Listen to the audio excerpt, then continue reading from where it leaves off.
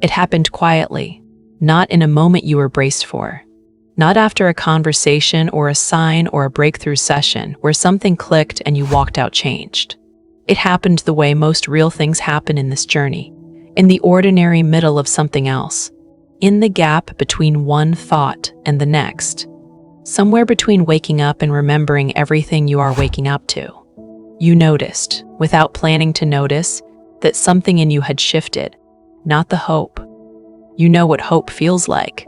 You have been acquainted with hope and its particular flavor of desperation for long enough to recognize it the moment it arrives, and this was not that.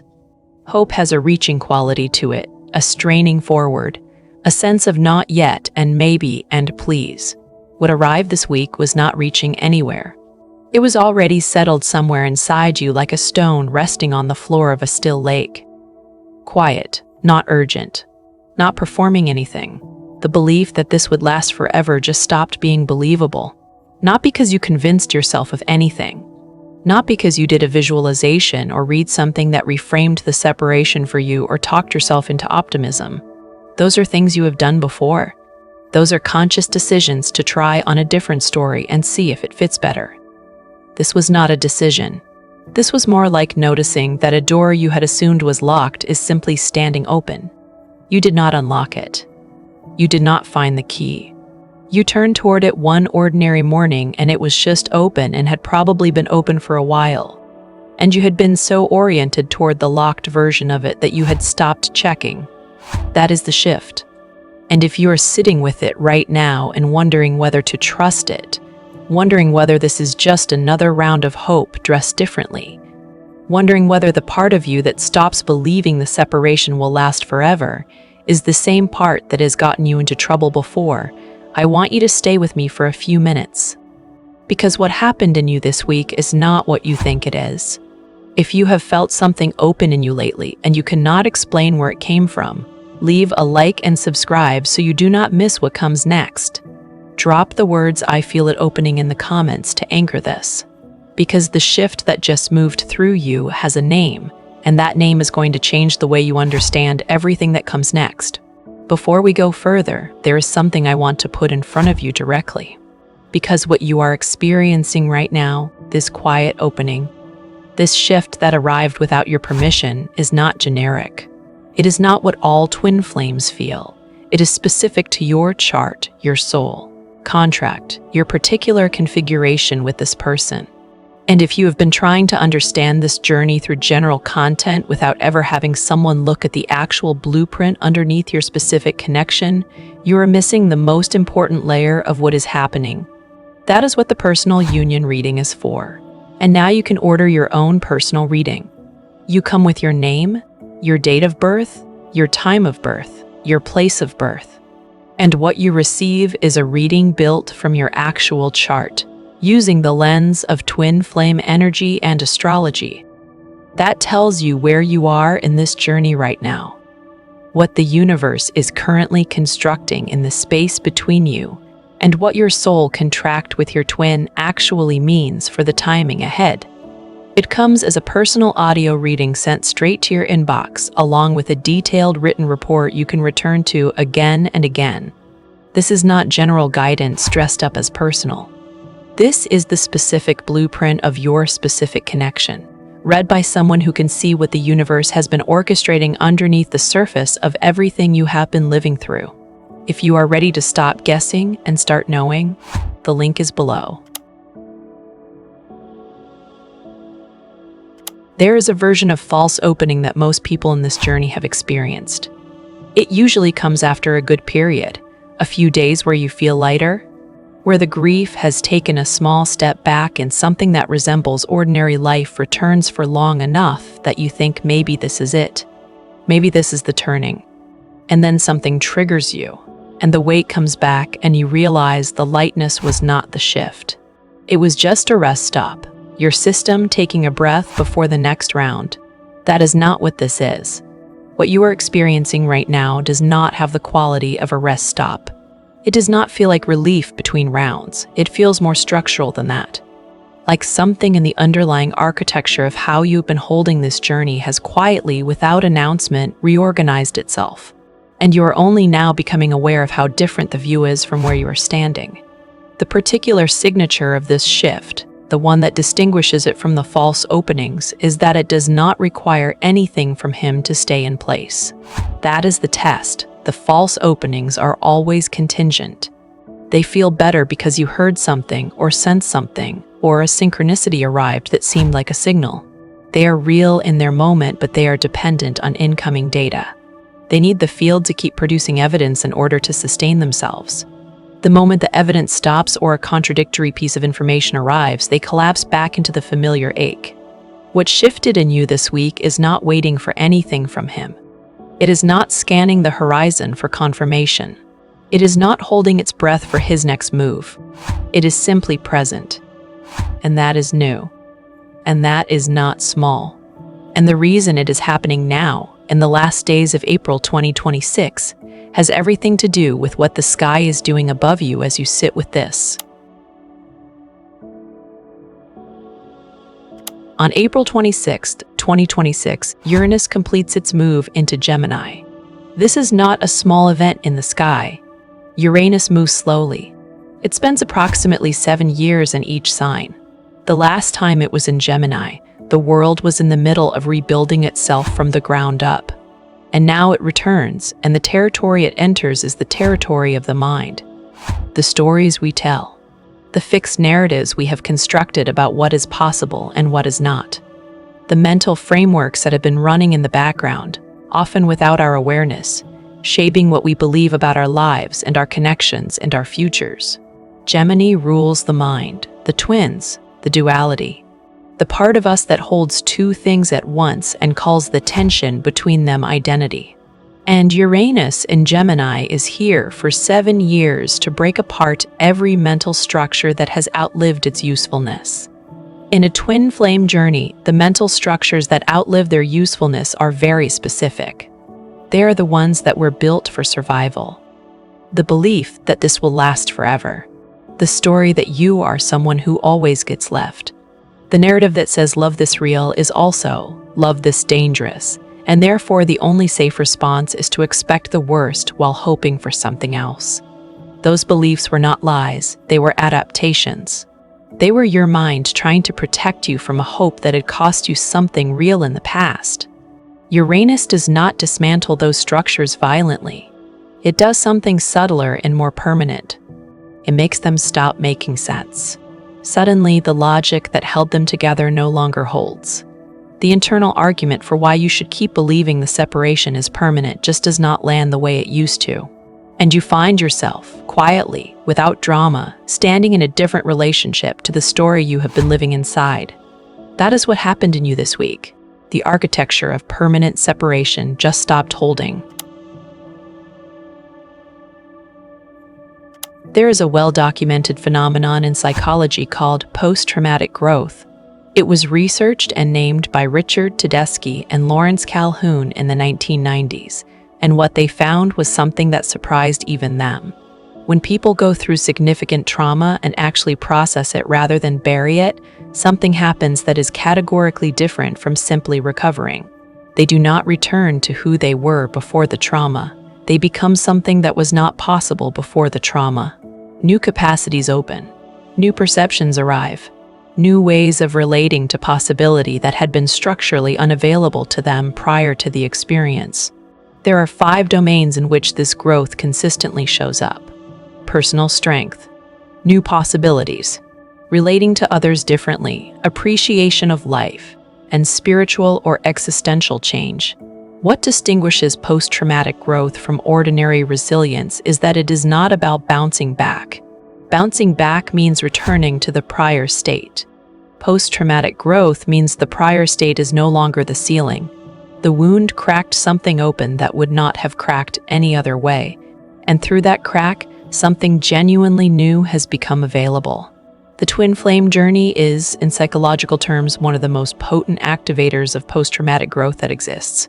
Not because it is designed to be traumatic, but because the love is real enough, and the loss is real enough, and the disorientation is complete enough, that the ordinary defenses the psyche has built over decades are simply inadequate to the scale of what is being felt. They give way. And when they give way, if you do the work of actually being with what is underneath them rather than rebuilding the defenses faster and higher, something new becomes structurally possible. That is what this phase of your journey is. You are not in recovery from the separation. You are in the growth that only the separation could have initiated. And the part of you that stopped believing the separation would last forever is not hope dressed up in new clothes. It is a new perceptual capacity that did not exist in you before you went through this. He is doing his own version of this. It looks different. It probably looks like very little from the outside. From the outside, his life may appear relatively unchanged. He is going to work or not going to work. He is seeing the people he sees. He is maintaining the surface of a life that does not include you in any visible way. And if you were only looking at the surface, you would conclude that nothing is moving in him, that he has settled into the version of his life that does not have you in it, that you are somewhere in his past and not in his present. But the surface and the interior are two completely different countries right now. Because Uranus entering Gemini is not visiting only your mind, it is moving through his as well. And the fixed mental structures that have been holding his version of the separation in place, the ones that tell him this is better, this is safer, this is what he chose and there is no reason to revisit it, those structures are also beginning to lose their internal coherence. He is not going to announce this. He is not going to send you a message that says something shifted in me this week and I am not sure what it means, but I cannot pretend it did not happen. He does not have that language, and even if he did, he would not use it yet. But in the private hours and the 3 o'clock in the morning space where the structures of the day cannot hold the weight of what is actually present in him, something has cracked in the fixed story he has been telling himself about why the distance is the right choice. You know the story he has been telling himself. Some version of I'm protecting her. Some version of she is better off without me carrying this into her life. Some version of the distance is the kind thing, even if it does not feel like the kind thing. And I am the one holding the shape of this, so she can be free of it. The story varies in its details, but the function is consistent. The story is what makes the distance livable for him. The story is the thing he returns to when the felt sense of the connection becomes too loud to ignore, and something needs to muffle it enough for him to continue. And that story, right now, is losing its structural integrity. Not because he has decided to let it go, because Uranus in Gemini does not wait for decisions. It simply withdraws the internal coherence from the mental structures that are ready to fall away, and he finds himself reaching for the familiar story and finding that it no longer quite holds his weight the way it used to. This is the interior of the divine masculine in late April 2026. Not dramatic. Not announced, not visible from outside. But underneath the surface of the ordinary life he is maintaining, something foundational has shifted, and he does not yet know what to do with that. If you have been tracking this journey in your head, in the emotional memory of all the things that have happened and all the things that have almost happened and all the things you are still waiting to see come together, this is the moment to put it on paper. The Twin Flame Journey Tracker and Progress Workbook is 39 pages designed specifically for this. It tracks your stage movement month by month so you can see the actual progression rather than living inside the emotional noise of any single moment. It has a synchronicity log so the moments of contact and meaningful signal do not get lost in the overwhelm of daily life. It has a daily self-love checklist, weekly reflections, monthly reviews. It is the tool that lets you look back 3 months from now and see in black and white that you were already in the shift before you knew you were in the shift. You are in one of the most significant transitions of this entire journey. Document it. The link is below. One of the things post-traumatic growth research makes very clear is that the growth is not reversible. This is important because there is a fear that moves through a lot of people in this journey at exactly the stage you are in right now. The fear that this shift will also fade, that it will turn out to be another false opening and you will be back in the familiar weight of it before the week is out. That the part of you that has stopped believing the separation will last forever will eventually be overridden by the part of you that has more evidence to draw on, and that evidence points toward more separation. The research says otherwise. What Tedeschi and Calhoun found, and what has been replicated across decades of study, is that once the new perceptual capacity opens, it does not close again in the same way.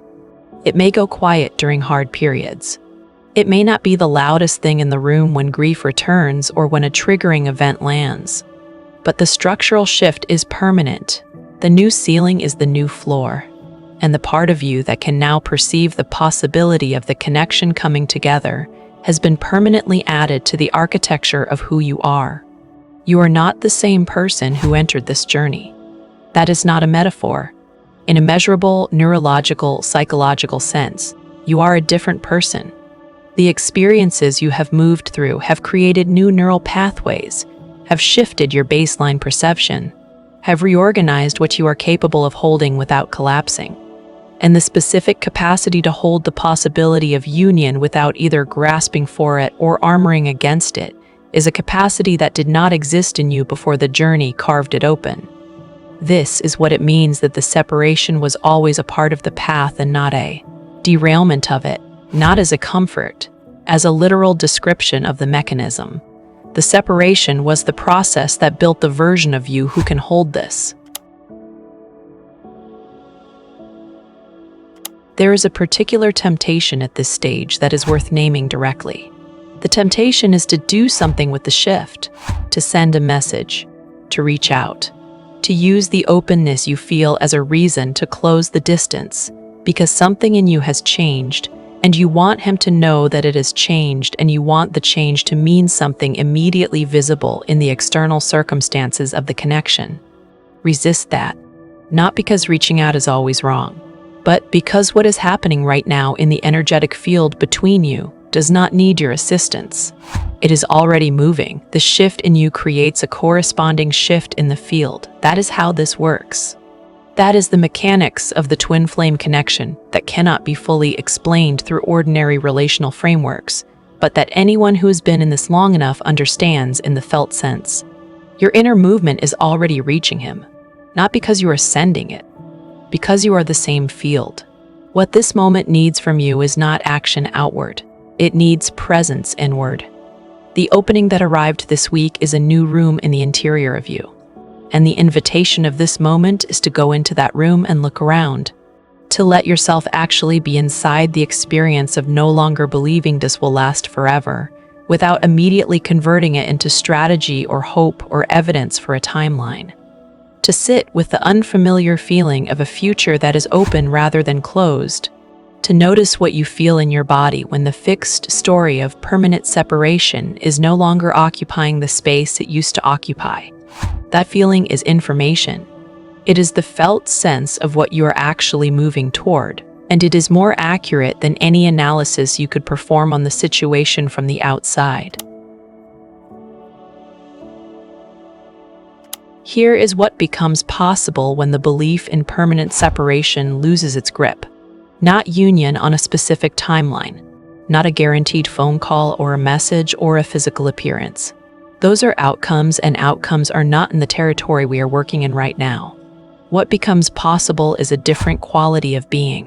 When the belief in permanent separation is the dominant structure organizing your inner world, everything you experience gets filtered through it. The synchronicities arrive and are immediately weighed against it. The moments of felt connection are real for a second, and then the structure says, but nothing has changed, and the moment closes.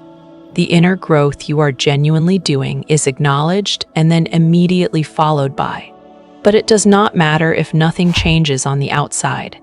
The belief in permanent separation functions like a lens that processes everything incoming and returns the same conclusion regardless of the data.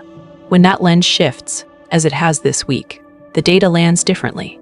The synchronicities arrive and they are allowed to simply be what they are without immediately being argued into impermanence. The felt connection is allowed to be real without the structure rushing in to qualify it. The growth you have done is allowed to be meaningful in itself, not only meaningful if it produces a specific external result. And you, as a person, are allowed to be someone moving towards something real, rather than someone waiting in a permanent holding pattern for a thing that may never arrive. That is a completely different quality of life, and it has a physical texture to it that the prior state did not have. When the belief in permanent separation is the organizing structure, the body lives in a particular kind of chronic low-grade tension, a background alertness that never fully resolves. The shoulders carry something. The breath is slightly shallower than it needs to be. The jaw holds something. None of it traumatic enough to name in any given moment, but cumulative across months and months until it becomes the baseline and you forget it was not always there. When the structure begins to dissolve, the body registers the change before the mind does. Something releases. Not all at once, in small increments. The way a room gradually fills with light when clouds are moving across the sun rather than parked in front of it. And it is what this shift is opening, not as a reward for the suffering, not as a promise of what comes next, as the actual lived experience of what becomes available when the architecture of separation has served its full purpose and the inner world is ready to reorganize around something more true. Uranus and Gemini arrived today and broke open the story. And the part of you that stopped believing the separation would last forever is the most honest part of you. It is the part that has actually been paying attention, not to the hope, to the evidence, to the real evidence, to what you have actually become through this journey, to the person who is sitting here right now, with this quiet opening in the chest, with this new relationship to a future that is no longer sealed. That part of you looked at everything that has happened and everything you have moved through and everything you have built in yourself out of the raw material of the hardest period of your life, and it arrived at a conclusion that the rest of you is still catching up to. The conclusion is that you were built for what is coming, not in spite of the separation, because of it, and the part of you that already knows that has been the most awake part of you all along. There is something else here that deserves to be spoken directly, because the shift that arrived this week does not arrive alone. Underneath it, or alongside it, or woven through it in a way that can be difficult to separate out, there is something that feels like fear. Not the fear of the separation continuing, a different fear. Quieter, more unfamiliar. The fear of the separation actually ending. This is one of the most under-discussed experiences in the twin flame journey, and it is real, and it is present in almost every person who reaches this particular stage. And the fact that you feel it does not mean you do not want the union. It means you are human and you are honest, and the part of you that has been living inside the architecture of separation for long enough has organized itself around that architecture, and any architecture being replaced, even by something better, produces its own kind of disorientation. Think about what the separation has given you, even as it has cost you. It has given you a private interior world that belongs entirely to you. The connection, held internally, uncontested by the complications of actual daily life with another person, has been a kind of purity. He has been perfect in the separation in a way that living people and actual relationships cannot be, because the imagination fills the silence with the best version of him, the version that would say exactly the right thing, the version whose flaws are abstract rather than daily. Union threatens that, not because union is worse than the perfect version in your head, but because union is real and real is complicated, and the part of you that has learned to hold this enormous love in the controlled container of the imagination knows, on some level, that once the container is opened, the love has to function in the actual world with its actual texture and its actual demands. The fear underneath the opening is not a sign that you are not ready. It is a sign that you are honest enough to feel the full complexity of what being ready actually means. Post-traumatic growth research identifies something that Tedeschi and Calhoun called the paradox of growth. The person who grows through trauma does not emerge with certainty. They emerge with a capacity to hold uncertainty that they did not have before. The growth is not the absence of fear. It is the ability to move forward in the presence of fear without the fear having the final say. That is where you are. You are not fearless about what comes next. You are someone who has developed the capacity to hold the fear and the opening at the same time, and to know, in the body, which one is more true. The opening is more true, not because the fear is not real, because the fear is protecting something that is smaller than what the opening is offering. And a part of you knows that. And that part, the part that stopped believing the separation would last forever, is the part that has been doing the actual work of this journey. There is something the divine masculine does not fully understand yet. He left, or distanced, or went quiet at a particular version of you. A version that was, in some important ways, organized around him, not in a desperate or clingy sense necessarily. But the prior version of you had him as a significant organizing principle of the inner world. The hope of him, the fear of losing him, the way the connection with him was woven through the sense of what the future looked like. That version of you was deeply feeling and deeply real, and also genuinely organized around something outside herself. He has no idea who is sitting here now, because the person who has moved through what you have moved through in this separation is not organized around him anymore. You've been reorganized. Not away from him, not towards someone else, but deeper into yourself. Into a self that has its own gravitational center, that has developed out of the raw necessity of learning to live inside a love that went quiet, a relationship with its own interior life that is real and sustaining and not conditional on his presence. He is going to encounter that reorganized version of you. And it is going to change the entire dynamic between you, because the dynamic that existed in the prior version of this connection was, in the way that most early twin flame dynamics are, built on two people who were both organized around the connection rather than around themselves. The push and pull that characterized the dynamic, the way his avoidance activated her reaching and her reaching activated his avoidance, that cycle was only possible because both people were excessively organized around each other. The reorganization that has happened in you breaks the cycle at its source. You are not going to reach the same way. Not because you have decided not to, because you are no longer wired the same way. The nervous system that used to interpret his silence as an emergency requiring immediate response has been slowly, through all of these months of practice, recalibrated. The window of tolerance has widened. The threat response no longer fires at the same threshold. What used to feel like crisis now lands as information.